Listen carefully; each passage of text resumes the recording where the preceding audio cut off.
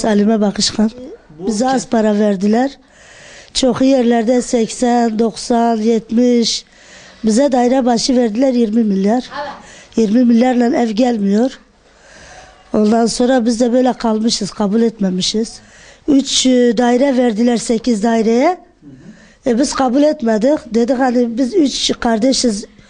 3 kişi gidecek, 2 bacı vardır. O bacı kalacak sokakta. O yüzden biz de onları bize kabul etmedik. O da öyle kaldı. Yani burada 8 aile var. He. 8 aileye 3 daire verdiler. He, 3 daire verdiler. Bunlar hepsi farklı ailelerdir değil mi? Yani? Evet. Değil. Bir 3 aylık maaştır. Maaş alıyor. 3 ayda bir. Emekli maaşı. O da bize yetmiyor. Boğazımıza yetmiyor. Çocuklar var. Kaç nüfusunuz var? 8. Kocam da sakattır mesela. O da çalışan. Bir gelirimiz yok. Allah'a bakıyoruz, o 3 aylık maaşa bakıyoruz.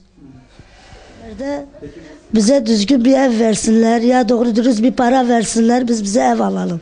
5 çocuklar, bir tane hani kamışta okul okuyor. Hepsi okul okuyor. İneğe bakıyorum, zin bakıyorum. Yemek parası çıkıyor.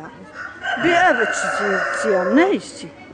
Sizin bu evinizi yıkacaklar onun karşılığında? Bir ev, bir ahır.